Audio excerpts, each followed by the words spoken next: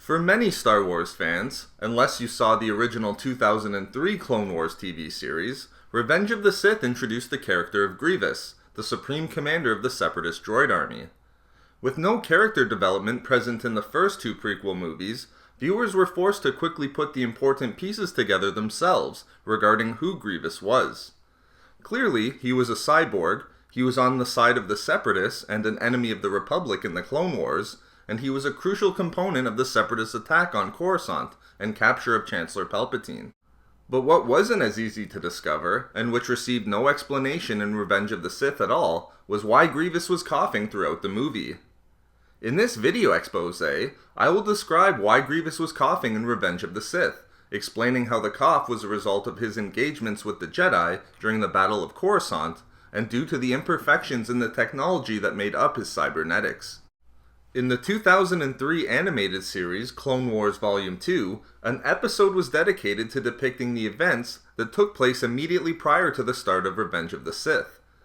In this depiction, we were able to see the start of the Separatist attack on Coruscant and Grievous's kidnapping of Chancellor Palpatine.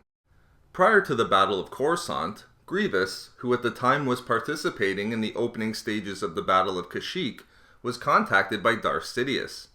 Sidious informed Grievous of a special mission that he was to perform, wherein he was to invade Coruscant and kidnap Chancellor Palpatine. Having accepted the mission, and utilizing secret hyperspace routes that were provided to him by the Dark Lord of the Sith, Grievous led the Separatist forces in a full-scale attack of Coruscant. As the enormous battle was taking place between the Separatist and Republic forces above the planet, Grievous was able to make his way to the surface. Using intelligence that was again given to him by Darth Sidious, Grievous gathered an assault team to attack the Chancellor's personal residence. Although Grievous was able to make his way to Palpatine's residence, coming face to face with the Chancellor himself, the Jedi, led by Jedi Master Shaak Ti, were able to prevent Palpatine's kidnapping and attempted to take him to a secret bunker to ensure his safety. However, their escape was only temporary, as Grievous and his Magna Guards were able to locate Palpatine. Grievous then engaged the Jedi Masters in lightsaber combat as they attempted to protect the Chancellor. Ultimately, Grievous was able to fight his way through the Jedi and clone troopers protecting Palpatine and again confronted him face to face. Although Shaak Ti made one last valiant effort to save Palpatine, her attempt failed, but she was left alive in order to ensure that she informed the Jedi that the Chancellor was kidnapped by the Separatists. Having successfully taken Palpatine into their custody, Grievous took him aboard a waiting ship. However, before fleeing, Jedi Master Mace Windu appeared and used the Force to crush the chest plates that were protecting Grievous's lungs and other vital organs.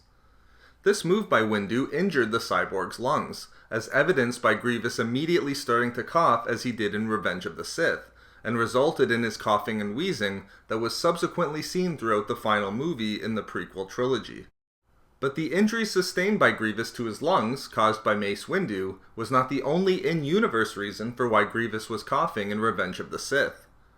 The other, and probably initial reasoning for Grievous's cough, was due to his cybernetic technology not being advanced enough to adequately support the cyborg.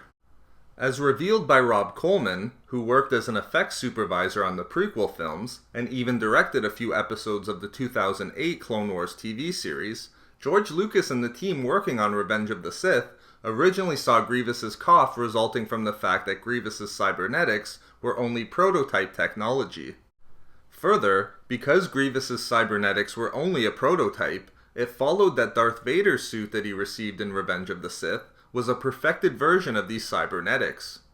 In this way, Grievous was viewed as a forerunner to Vader, wherein the cybernetics of Grievous paved the way for the perfected model that would be used by Vader. There was also a nice connection that existed with this logic, as the droids and medical techniques that were used to rebuild Grievous on Geonosis were also used in the reconstruction of Darth Vader and the application of his cybernetics.